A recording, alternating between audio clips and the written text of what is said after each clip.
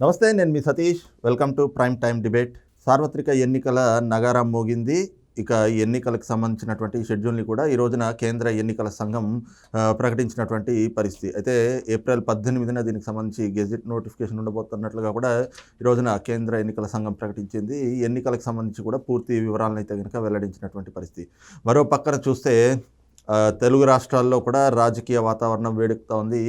ముఖ్యంగా ఆంధ్రప్రదేశ్లో అధికార పార్టీ కూడా ఈ అభ్యర్థులకు సంబంధించినటువంటి ఫైనల్ లిస్ట్ని ఈ రోజున ఆ పార్టీ అధినేత జగన్మోహన్ రెడ్డి ఖరారు చేశారు. దాన్ని ప్రకటించినటువంటి పరిణామం కూడా ఆంధ్ర రాష్ట్రంలో నెలకొనుంది. అదే సమయంలో ఎన్నికలకు సంబంధించినటువంటి శంఖారావాన్ని ఇప్పటికే రాజకీయ పార్టీలు పూర్తిగా శంఖారావాన్ని పూరించగా దానికి సంబంధించినటువంటి ప్రచార సభలతోటి కూడా రాజకీయ వాతావరణాన్ని హోరెత్తిస్తూ ఉన్నారు. ఇక రేపు చూస్తే అతి పెద్ద ఎన్నికల ప్రచార సభ తెలుగుదేశం, జనసేన అలాగే భారతీయ జనతా పార్టీల కూటమిలో రేపు 3 పార్టీలకు సంబంధించినటువంటి ప్రముఖ నాయకులంతా కూడా అతిరథ మహారాజులందరూ కలిసి రేపు చిలకలూరుపేటలో ప్రజాగళం అనేటువంటి ఒక సభని కూడా నిర్వహించబోతా ఉన్నారు. అదే సమయంలో తెలంగాణకు సంబంధించి చూస్తే ఎన్నికల షెడ్యూల్కి 24 గంటల ముందే ఒక కీలక పరిణామం.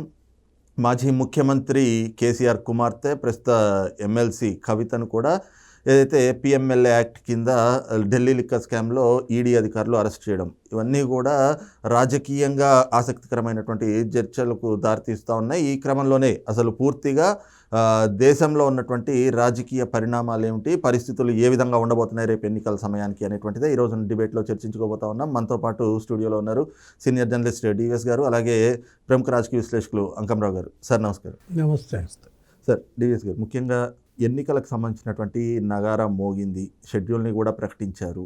తెలుగు రాష్ట్రాల్లో కూడా ఇప్పటికే రాజకీయంగా అంటే ఎన్నికల వాతావరణం అనేటువంటిది వచ్చేసింది, ఆ వేడి కనిపిస్తూ ఉంది. సో ఎలా ఉండేటువంటి అవకాశం ఉంది? ఎందుకంటే షెడ్యూల్ని కూడా మీరు చూస్తున్నారు. మంట పుట్టుతాం.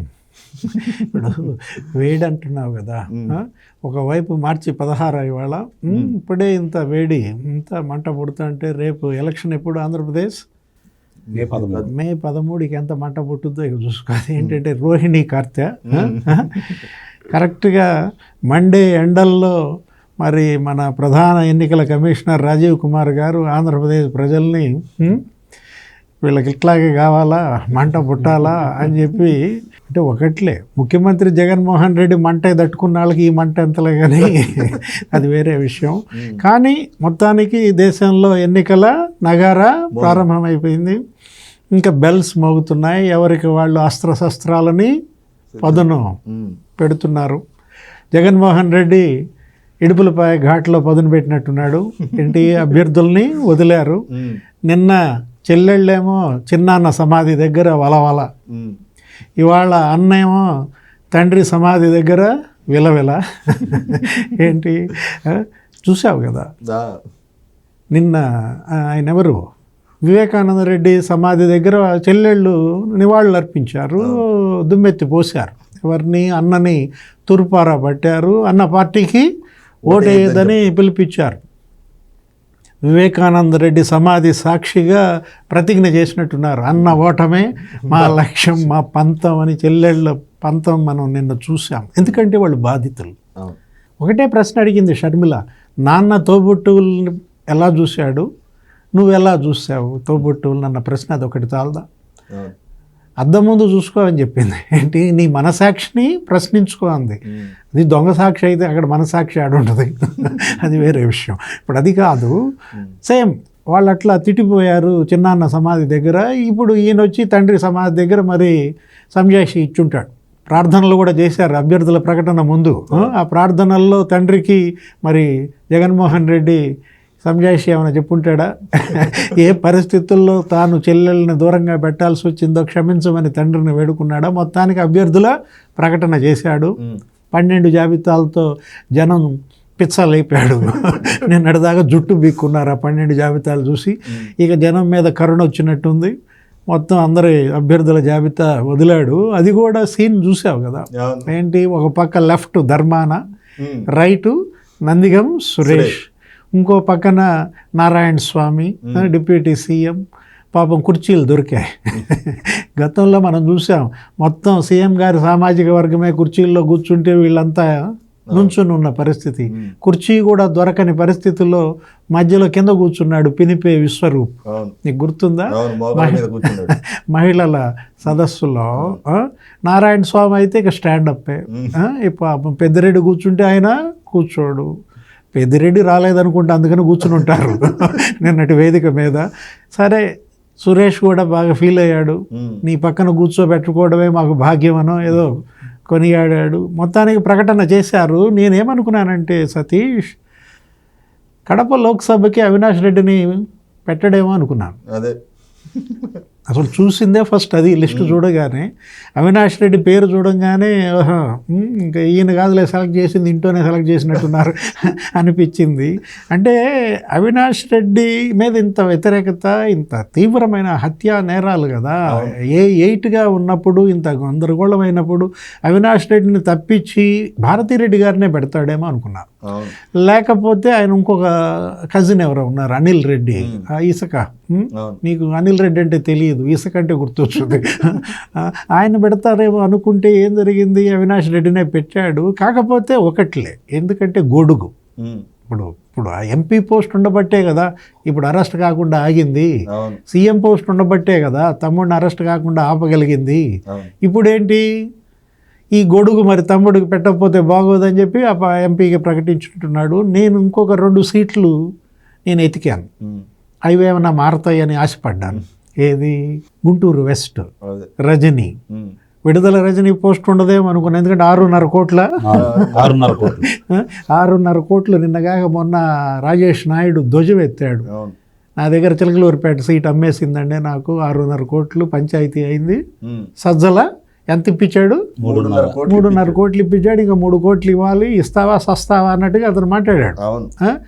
ఆమెకు ఉండదేమో, చింపుతాడే చిరుగుద్దేమో అనుకుని ఆశ పెట్టుకున్నా, అది ఆమెకే ఇచ్చేసాడు. నెక్స్ట్ రోజా, అది ఇట్లాగే సీట్ అమ్ముకున్న కేసే. ఏంటి, ఎంత కమ్మారు, 40 లక్షలు. పుత్తూరు మున్సిపల్ చైర్మన్ 29 లక్షలు అమ్మాయి చూపించింది మొత్తం అంతా కూడా. మళ్ళీ రిటర్న్ కూడా చేశాడు వాడెవడో ఒకడు, పిఏ సత్యాన ఎవడో వచ్చి, మినిస్టర్ గారికి సంబంధం లేదు, రోజా గారు కదా, నేనే నా అవసరాల కోసం నీ దగ్గర తీసుకున్నానని ఏదో కొంత అమౌంట్ ఇచ్చాను, ఇంకా 11 లక్షలు ఇవ్వాలి. అంటే వీళ్ళు అమ్ముకున్న మాట వాస్తవం, డబ్బు తీసుకున్న మాట వాస్తవం. అక్కడ 6.5 కోట్లు, ఇక్కడ 40 లక్షలు. వీళ్ళకి సీట్లు రావనుకుంటే వచ్చాయి. అఫ్కోర్స్ ఇది వైసీపీ కదా, ఏది ఎవరెన్ని ఎక్కువ అవినీతి కుంభకోణాలకు పాల్పడితే వాళ్ళకే సీట్లు, ఎవరెంత పెద్ద నేరం చేస్తే వాళ్ళకంత పెద్ద పోస్టు. ఇలాంటి పరిస్థితుల్లో మరి నీకు జగన్మోహన్ రెడ్డి గారు అభ్యర్థుల ఎంపిక మొత్తానికి ఒక కొలిక్కి తెచ్చారు, వదిలేరు. సార్ అంకమరావు గారు, మీరు చెప్పండి, అంటే సామాజిక న్యాయం మాట్లాడితే నా నా నా అని చెప్పి ఆ రాగాన్ని తీసే జగన్మోహన్ రెడ్డి ఈ రోజున కూడా అదే రాగాన్ని తీశారు. కానీ కాకపోతే ఎక్కడ ఆయన చేసినటువంటి ఆ ప్రకటనలో కానీ ఆయన ముఖంలో కానీ కనీసం ఒక ఎప్పుడూ ఏదో ఒక నవ్వుని ముఖానికి పూసుకుని వస్తాడు ఆయన, ఉన్నా లేకపోయినా ఏ పరిస్థితులు ఉన్న, ఆఖరికి సవాల్ దగ్గరికి వెళ్ళి కూడా నవ్వేటువంటి జగన్మోహన్ రెడ్డి మరి ఈ రోజున అభ్యర్థుల ప్రకటనలో ఎందుకు ఆ నవ్వును పూయించలేకపోయారు? సామాజిక న్యాయం అన్నారు, అసలు రాజకీయ సంస్కరణలు ఈ స్థాయిలో తెచ్చిన వ్యక్తిని నేను అన్నారు. అన్నీ ప్రకటించి ఆ ఒక్క అనకాపల్లి ఎంపీ సీట్ ఎందుకు ఆపేశారు? అంటే సతీష్ గారు, శ్రీనివాస్ గారు వివరంగా చెప్పడం కూడా జరిగింది. ఒక్క విషయంలో మాత్రం ఆయన నవ్వలేకపోయాడు. ఎందుకంటే మనస్ఫూర్తిగా ఈ అభ్యర్థులను ప్రకటించలేదని మాత్రం అర్థమైపోతూ ఉంది. ఇప్పుడు మొట్టమొదటి నుంచి కూడా 12 విడతలుగా అభ్యర్థుల ప్రకటనలు చూసి మార్పులు చేర్పులు చూసిన తర్వాత ఇంకెన్ని మార్పులు ఉంటాయని చెప్పి ప్రజలు ఊహించారు. కానీ గతంలోనే మీతో కావచ్చు, నేను వేరే చోట మాట్లాడేటప్పుడు కావచ్చు, చాలా వివరంగా చెప్పడం కూడా జరిగింది. ఈ రెడ్డి సామాజిక వర్గం వాళ్ళని ఒక్కళ్ళని కూడా మార్చరు అని చెప్పని శ్రీనివాస్ గారు చెప్పారు. కడప నియోజకవర్గానికి సంబంధించి లోక్సభ అభ్యర్థిగా అవినాష్ రెడ్డి గారిని మారుస్తారేమో ఇప్పుడున్న ఈ వ్యతిరేకత మీద నేను అనుకున్నాను అని చెప్పని భావించారు. దానికి నా దగ్గర ఉన్న సమాధానం ఏంటంటే, అవినాష్ రెడ్డి గారిని మారిస్తే జగన్మోహన్ రెడ్డి గారు కనీసం ధరావత్తు స్థాయికి కూడా రారు. అక్కడ అవినాష్ రెడ్డి గారు మాత్రమే గెలిపించాలి జగన్మోహన్ రెడ్డి గారిని. జగన్మోహన్ రెడ్డి గారు అవినాష్ రెడ్డి గారిని గెలిపించరు. పులివెందులకు సంబంధించి అవినాష్ రెడ్డి గారు మాత్రమే జగన్మోహన్ రెడ్డి గారిని గెలిపిస్తారు. ఇది సత్యం. అందువల్ల ఆయన్ని మార్చాల. ఇక మిగిలిన చోట కూడా ఆ సామాజిక వర్గం జోలికి వెళ్ళలేదు. సహజంగానే మీరు అన్నట్టు ఇప్పుడు దళితులను కావచ్చు, లేకపోతే వెనకబడిన వర్గాలు కావచ్చు, మరి గిరిజనులు కావచ్చు, నా వాళ్ళు నేను పిల్లలకు వచ్చే తలకి మేనమావని చెప్పుకుంటున్నారు కదా. ఇప్పటి వరకు కూడా దళితుల మీద కావచ్చు, లేకపోతే బలహీన వర్గాల మీద కావచ్చు, గిరిజనుల మీద కావచ్చు, భారతదేశ వ్యాప్తంగా లేదంటే ఆంధ్ర రాష్ట్రం పుట్టిన తర్వాత 47 తర్వాత అంటే విశాలాంధ్ర ఏర్పడిన కాడి నుంచి కూడా చూసుకుంటా ఉంటే ఇన్ని దాడులు ఇంతవరకు ఎప్పుడు జరగల వాళ్ళ మీద. ముఖ్యంగా ఇక నా వాళ్ళు అని చెప్పుకుంటున్న నా వాళ్ళకి ఎన్ని అన్యాయాలు చేశాడో ఈరోజు వాళ్ళందరికీ తెలుసు. ఒకవైపు నుంచి డాక్టర్ సుధాకర్ గారు కావచ్చు, మరి దళిత డ్రైవరు సుబ్రహ్మణ్యం గారు కావచ్చు, కిషోర్ గారు కావచ్చు, ఇక రకరకాలుగా ఒకళ్ళనేది కాకుండా డాక్టర్ అచ్చెన్న గారు కావచ్చు, ఎంతమందిని చూసుకున్నా కూడా వాళ్ళ మీద జరిగిన దాడులు, మరి వాళ్ళని చంపేసిన విధానం, మరి ఇప్పటి వరకు కూడా వాళ్ళ మీద మోపుతున్నటువంటి అభియోగాలకు సంబంధించి వాళ్ళు న్యాయస్థానాలు చుట్టూ తిరుగుతున్న విధానం చూసుకున్న తర్వాత దళితులకి ఈయన ఏం న్యాయం చేశాడో ఆ పక్కన కూర్చొని ఇప్పుడు మాట్లాడిన దళిత నాయకులే చెప్పాలి. ఇక రెండవది, దళితులకు సంబంధించి 3 ముఖ్యమైన అంశాలని ఈయన మర్చిపోయాడు.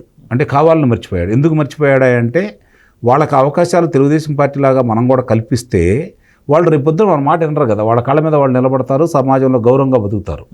మొట్టమొదటిది ఏంటంటే బెస్ట్ అవైలబుల్ స్కూల్స్లో ప్రైవేటు పాఠశాలలకు సంబంధించి వాళ్ళ దగ్గర చదువుకునే అవకాశాన్ని, అంటే కాస్త చురుకైన విద్యార్థులను ఎన్నిక చేసుకుని 60,000 మందిని ఒక కలంపొడితో తొలగించేశాడు.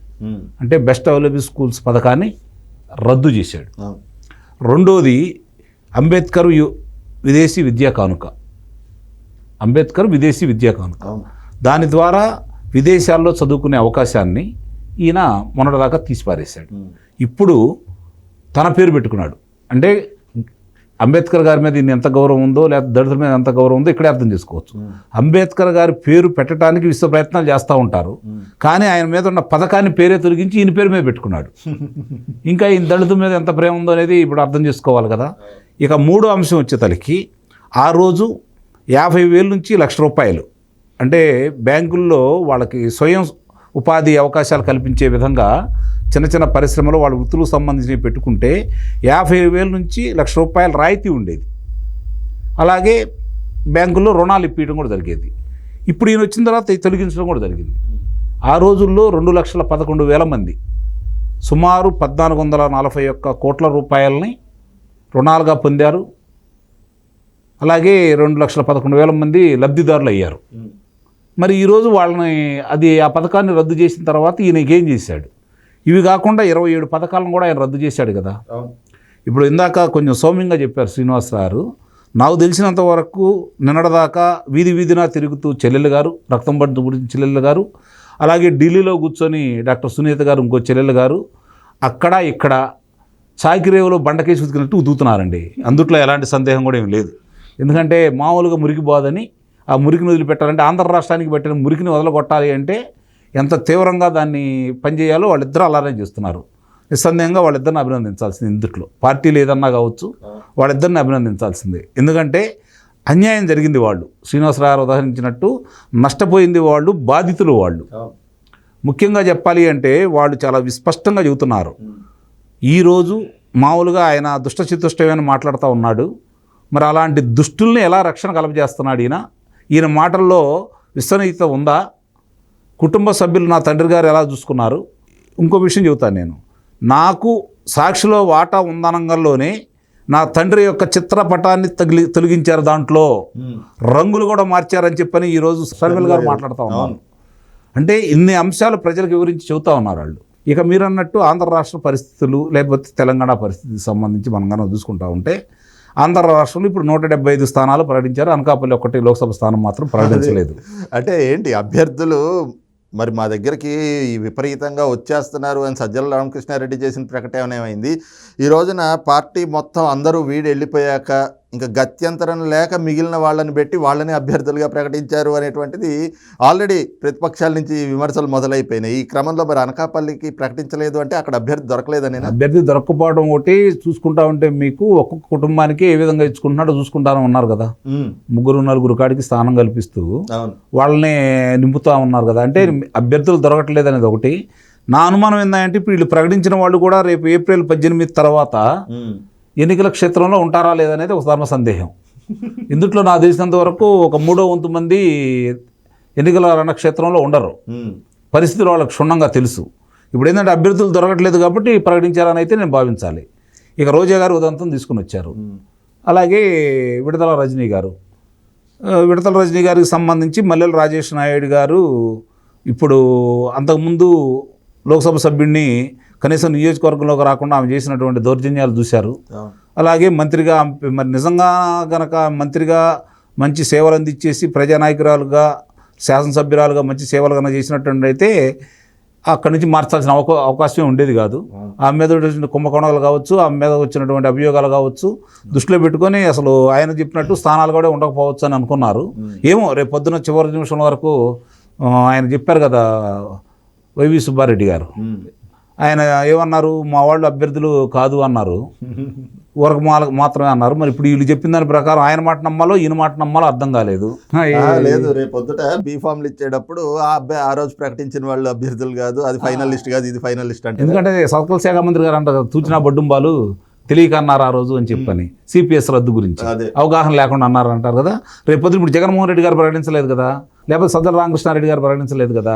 రేపు పొద్దున ఏమంటారంటే మేమిద్దరు ప్రకటిస్తేనే అది ప్రామాణికంగా తీసుకోవాలి, ఈ పెద్దగా పట్టించుకోలేదని కూడా అంటారు. Right sir. డివిఎస్ గారు, ముఖ్యంగా ఎన్నికలకు సంబంధించి రాజకీయ వాతావరణం కూడా వేడెక్కుతూ ఉంది. ఇప్పటికే అంటే ప్రచారాలు అనేటువంటివి, ప్రచార సభలు అంటే అధికారంలో ఉన్న వైసీపీ సిద్ధం అంటూ ఉంది. మరి ప్రతిపక్షంలో ఉన్నటువంటి తెలుగుదేశం జనసేనలు ఇప్పటి వరకు కూడా రా కదలిరా అంటూ ఒకళ్ళు, వారాహి అంటూ ఒకళ్ళు వాళ్ళ ప్రచారాలు అయితే చేసుకుంటూ వచ్చారు. కానీ ఉమ్మడి సభలు కూడా నిర్వహించుకున్నారు, బీసీ గర్జన కావచ్చు, ఈ రకమైనటువంటి. రేపు మాత్రం ప్రజాగళం అంటూ ఇప్పుడు ఏదైతే భారతీయ జనతా పార్టీ కూడా ఈ కూటమిలో చేరడం, తెలుగుదేశం పార్టీ మళ్ళీ తమ పాత మిత్రులు ఎన్డీఏలోకి భాగస్వామ్యం అవ్వటం, ఈ రేపు జరగబోయేటువంటి ప్రజాగళం సభ ఎలా ఉండబోతుంది? అంటే ఆ ప్రజాగళం అనేటువంటి సభ మీద ప్రజలు కూడా ఎన్నో ఎక్స్పెక్టేషన్స్ పెట్టుకున్నటువంటి పరిస్థితి ఏ రకంగా ఉండబోతుంది అనుకోవచ్చు? బొప్పుడులో జరిగేటటువంటి తెలుగుదేశం, జనసేన, బీజేపీ ఉమ్మడి ప్రచార భేరీ చరిత్రను మార్చే సభ, దేశానికి ఆంధ్రప్రదేశ్కి కొత్త భవిష్యత్తునిచ్చేటటువంటి సభ, ఒక దిక్సూచి. ఎందుకంటే ఒక రోడ్ మ్యాప్ ఇస్తారని మనం ఆశిస్తున్నాం.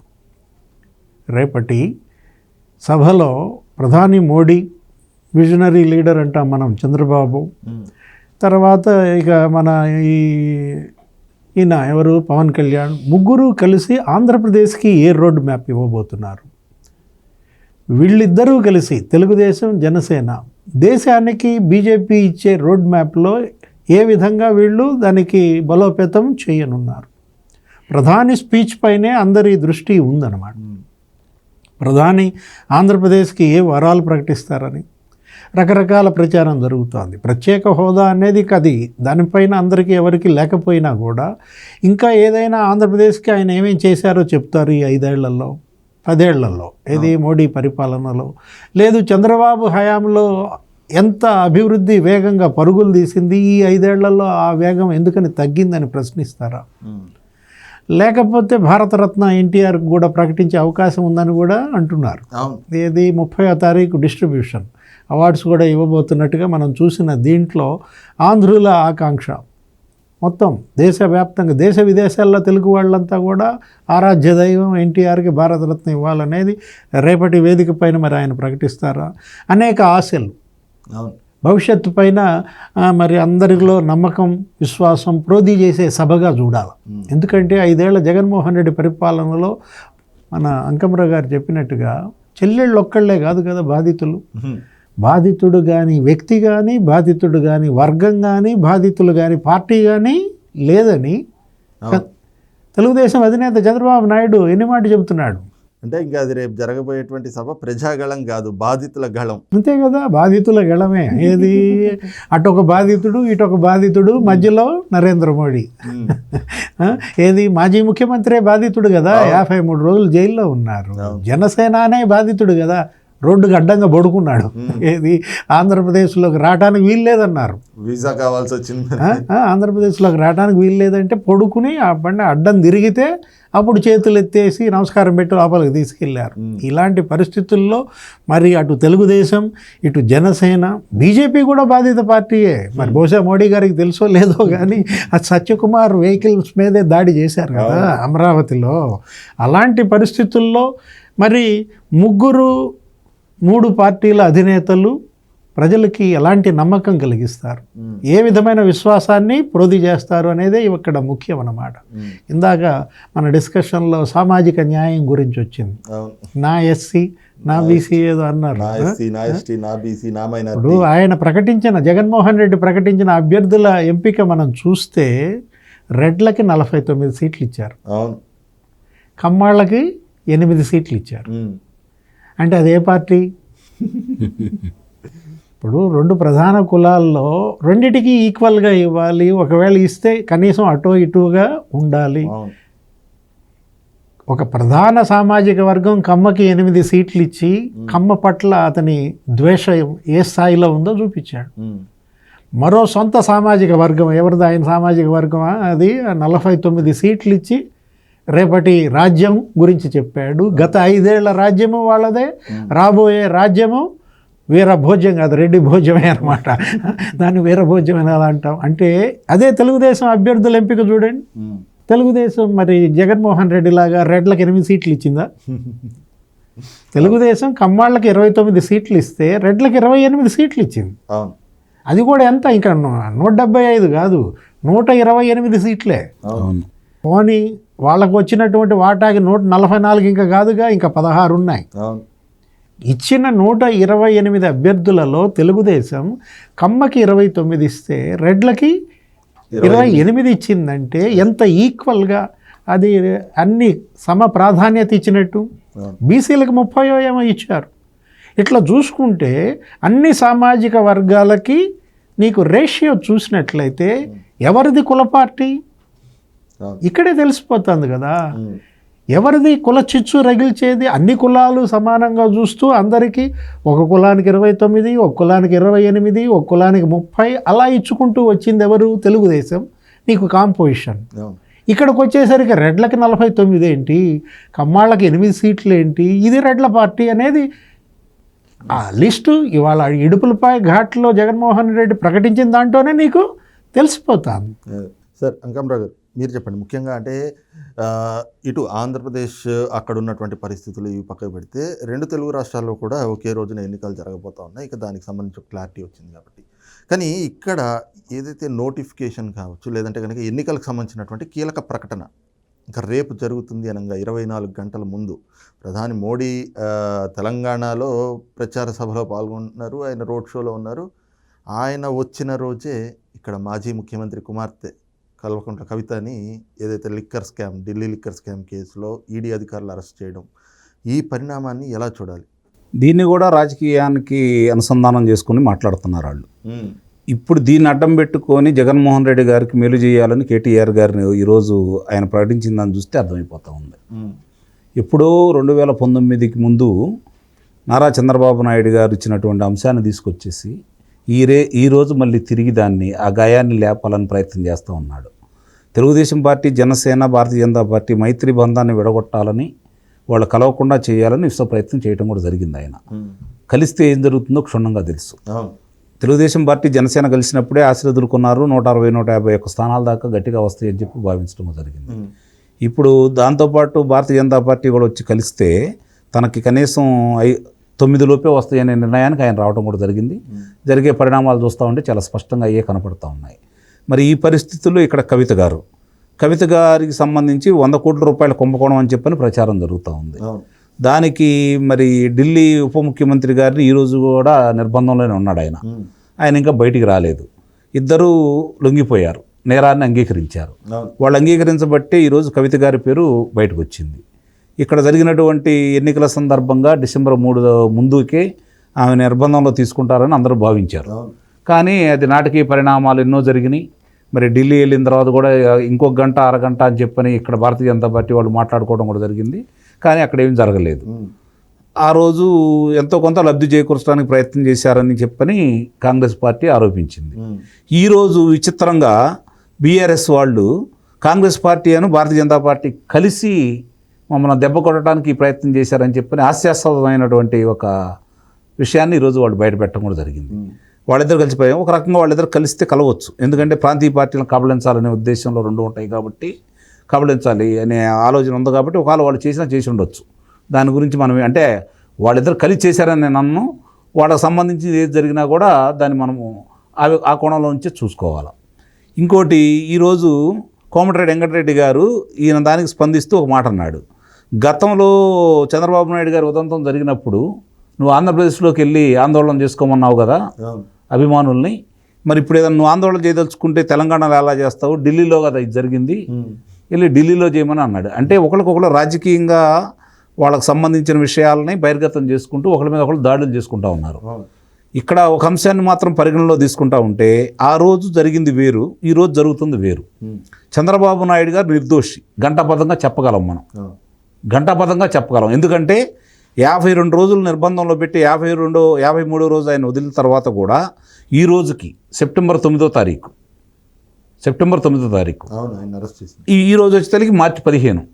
మరి ఇన్ని రోజుల వరకు కూడా ఆయన మీద ఒక్క అభియోగాన్ని కూడా వాళ్ళు నిరూపించలేకపోయారు కదా. కాబట్టి ఆయన నిర్దోషం మనం గట్టిగా చెప్పగలం. ఈరోజు ఎవరైతే లొంగిపోయారో వాళ్ళు ఈమె దోషం అని చెప్పారు. అందువల్ల వాళ్ళు వచ్చారు, వాళ్ళ దగ్గర ఆధారాలు చూపించేశారు. కేటీఆర్ గారు హడావుడి చేసినా కూడా ఆయన మీద కూడా అభియోగం మోపుకొని జూబ్లీహిల్స్ పోలీస్ స్టేషన్లో కేసు పెట్టేసి వెళ్ళిపోయారు వాళ్ళు.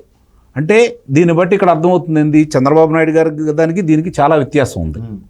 కానీ రాజకీయంగా దాన్ని వాడుకోవాలని వీళ్ళు ఇష్ట ప్రయత్నం చేస్తున్నారు. వీళ్ళు ఎంత చేసినా కూడా ఇప్పుడు ఆ రోజు కూడా ఏం చేశారు, ఇక్కడ కేసీఆర్ గారిని లబ్ధి చేకూర్చడం కోసం వాళ్ళ దురదృష్టం కొద్దీ ఒక రోజు ముందో 2 రోజుల ముందో కాకుండా అదే రోజు తీసుకొచ్చారు నాగార్జున సాగర్ మీదకి. అదేదో పెద్ద హడావుడి చేస్తున్నట్టు, లేకపోతే ఇద్దరి మధ్య పాకిస్తాన్కి భారతదేశానికి మధ్య అదే సరిహద్దు అన్నట్టు ఆ సరిహద్దులో గొడవల్లాగా సృష్టించాలని ప్రయత్నం చేశారు, విఫలం చెందారు. ఇప్పుడు తనకు ఒక కన్ను పోయింది కాబట్టి తెలుగుదేశానికి 2 కళ్ళు పోవాలనే ఉద్దేశంతో జగన్మోహన్ రెడ్డి గారికి మేలు చేయాలని కేటీఆర్ గారు ఈరోజు ఈ మాటలన్నీ మాట్లాడుతున్నారని చాలా స్పష్టంగా అర్థమైపోతూ ఉంది. ఇప్పుడు అక్కడికో న్యాయం ఇక్కడికో న్యాయం కాదు. తప్పు చేసిన వాళ్ళు ఎవరైనా సరే, అది ఆడపిల్ల మగపిల్లల అనేది కాకుండా కుంభకోణాలకు సంబంధించింది కాబట్టి తప్పు చేసిన వాళ్ళు శిక్ష పడాలనేది మన వాదన. రెండోది, దీనికి మూలాలన్నీ బయటికి రావాలి, ఈ ఒక్కడితోటి ఆగిపోకూడదు, ఇంకా చాలా ఉన్నాయి. అదే ఆంధ్రప్రదేశ్లో ఇప్పుడు మీరు అన్నట్టు ఇక్కడ ఒక ఉదంతం కూడా వెలుగులోకి వస్తుంది. నిన్న ప్రధానమంత్రి గారు ఇక్కడ కార్యక్రమం నిర్వహించుకున్నారు, ఇక్కడ కవిత గారిని నిర్బంధంలో తీసుకున్నారు. రేపు ఆంధ్రప్రదేశ్లో ఆయన సభ పెట్టబోతున్నాడు. ఎవరు మూడింది, ఎవరిని నిర్బంధంలో తీసుకోబోతున్నారు అనేది ఇప్పుడు ప్రజలందరూ కూడా చర్చించుకుంటా ఉన్నారు. ఆ క్రమంలోనే ఇందాక వారు చెప్పిన దానికి నేను ఇచ్చే మాట ఏంటంటే, ఆ క్రమంలోనే పొరపాటున ఏదన్నా పేరు ప్రకటించకుండా ఉన్నట్టయితే అవినాష్ రెడ్డి గారిని అదుపులో తీసుకుంటారన్న భయం కొద్దీ పేరు ప్రకటించారేమో అని చెప్పని నాకు అనిపిస్తూ ఉంది. ఇక ఈ 2 అంశాలు తీసి పక్కన పడేస్తే ఎన్నికల రణక్షేత్రం. ఎన్నికల రణక్షేత్రంలో కదిలిరా అయిపోయింది, బాదుడే అయిపోయింది. ప్రజలకు వివరించే కార్యక్రమం, నీటి ప్రాజెక్టు సంబంధించి జరిగిన అవినీతి గురించి, గతంలో చేసిన పురోగతి గురించి, ఇప్పుడు కుంటుపడిన విధానం గురించి చెప్పుకుంటూ చంద్రబాబు నాయుడు గారు ఆయన అందరినీ చైతన్యపరుచుకుంటూ వచ్చారు. ఆ ప్రపంచాన్ని తట్టుకోలేకే చంద్రబాబు నాయుడు గారిని నిర్బంధంలో తీసుకున్నారు అనేది వాస్తవం. వారాహి ద్వారా పవన్ కళ్యాణ్ గారు, అలాగే రాష్ట్ర స్థాయిలో ప్రతి ఒక్కళ్ళని కదిలించి, ప్రతి ఒక్కళ్ళని చైతన్యపరిచి, ఉత్సాహపరిచి, నేనున్నాను అని చెప్పని ముందుకొచ్చి యువగడం పాదయాత్ర ద్వారా ఎండగడుతూ గత ప్రభుత్వం చేసిన అభివృద్ధి పనులన్నీ సెల్ఫీ ఛాలెంజ్ ద్వారా చెబుతూ, ఈ ప్రభుత్వంలో శాసనసభ్యులు లేకపోతే మంత్రులు చేసిన అవినీతిని ఎండగడుతూ వీధి తిరిగి ప్రజలను చైతన్యపరిచిన లోకేష్ బాబు గారి యువగళం పాదయాత్ర, ఈ 3 చాలవన్నట్లు గతంలో వాళ్ళు నిర్వహించారు. 2 ఉమ్మడికి సంబంధించినవి అద్భుతమైన విజయాలు సాధించి ఎక్కడ కూడా ఇవి మామూలుగా ప్రజల్లో చైతన్యపరచలేదు. సహజంగా ప్రజలు 2 విషయాలు కోరుకుంటున్నారు. మేము బాగుంటమే కాకుండా మేము గెలవాలి, ఆంధ్ర రాష్ట్రాన్ని గెలిపించాలి అనుకుంటున్నారు. ముఖ్యంగా వాళ్ళు మేము గెలవాలి, బాగా అర్థం చేసుకోండి, ప్రజలు గెలవాలి, రాష్ట్రాన్ని గెలిపించాలి అనుకుంటున్నారు. కాబట్టి దాని అర్థం ఏంటంటే ఉన్న ప్రభుత్వాన్ని ఓడగొట్టాలని కృతనిశ్చయంతో ఉన్నారు వాళ్ళు. వాళ్ళకి అన్ని విధాల ఒక ఎన్నికల సమయమే కాకుండా వాళ్ళు ఆలోచిస్తుంది ఏంటంటే తిరిగి కోలుకోలేని విధంగా ఈ పార్టీ ఆంధ్ర రాష్ట్రంలో మళ్ళీ తిరిగి తలెత్తుకోలేని విధంగా ఓటమిని ఇవ్వాలని చెప్పని ప్రజలైతే ఒక తీర్మానానికి వచ్చారు. కర్రు గాల్చి వాత ఎలా పెట్టాలో ఆంధ్ర రాష్ట్ర ప్రజలకు క్షుణ్ణంగా తెలుసు. రైట్, ఇది చూస్తున్నాం కదా. ముఖ్యంగా ఏదైతే రాజకీయ రణరంగం మాత్రం చాలా వేడిగా కనిపిస్తూ ఉంది. ఇక ఆంధ్రప్రదేశ్లో ఏవైతే జరుగుతున్నటువంటి ఈ పరిణామాలు కావచ్చు, తెలుగు రాష్ట్రాల్లో జరుగుతున్నటువంటి పరిణామాలు కూడా చాలా ఆసక్తికరంగానే ఉన్నాయి. అయితే ప్రధానంగా ఆంధ్రప్రదేశ్లో ప్రజలు ఇప్పటికీ ఒక కృత నిశ్చయానికి వచ్చి ఉన్నారు. ఇక రేపు జరగబోయేటువంటి ప్రజాగళం సభ కూడా అది ఒక బాధితుల గళంగా కనిపిస్తూ ఉంది. ప్రజలు కూడా, రాష్ట్ర ప్రజలందరూ కూడా రేపు ఆ సభ నుండి ఏం సందేశం ఇవ్వబోతా ఉన్నారు, 3 పార్టీల నాయకులు కూడా అనేటువంటిది ఎంతో ఆసక్తికరంగా చూస్తూ ఉన్నారు. ఈ క్రమంలోనే తెలంగాణలో చోటు చేసుకుంటున్నటువంటి పరిణామాలు కూడా పూర్తిగా అంటే జరుగుతున్నటువంటి అవినీతి అక్రమాలకు సంబంధించినటువంటి కేసులను కూడా రాజకీయం చేసి తద్వారా రాజకీయ లబ్ధి పొందాలి అనేటువంటి ఒక ఆలోచనలోనే అక్కడ ఇప్పుడు ఈ పరిణామాలన్నీ కూడా వాళ్ళు చేస్తున్నటువంటి ప్రకటనలతోటి కనిపిస్తూ ఉంది తప్పితే దీంట్లో అంటే అవినీతి అనేటువంటిది, అవినీతికి పాల్పడినప్పుడు ఖచ్చితంగా రేపు న్యాయస్థానం ముందు కానీ చట్టం ముందు కానీ దోషులు ఎవరు అనేటువంటిది తేలుతుంది. కాబట్టి వీటికి రాజకీయ రంగు పులమడం కూడా సరికాదు అన్నటువంటి భావాన్ని కూడా వ్యక్తం చేస్తూ ఉన్నారు. ఈ క్రమంలోనే దేశవ్యాప్తంగా ఏదైతే ఎన్నికల నగారా మోగిందో దీనికి సంబంధించినటువంటి ఎన్నికలకు సంబంధించినటువంటి పూర్తి పరిణామాలు కూడా చాలా ఆసక్తికరంగానే మారుతూ ఉన్నాయన్నటువంటి భావాన్ని కూడా అటు సీనియర్ జర్నలిస్ట్ డివిఎస్ గారు, అలాగే ప్రముఖ రాజకీయ విశ్లేషకులు అంకంరావు గారు కూడా వ్యక్తం చేస్తున్నారు. మరొక అంశంతో మళ్ళీ మండే రోజు మీ ముందుకు వస్తాము. అంతవరకు సెలవు మరి. Thank you sir. నమస్తే.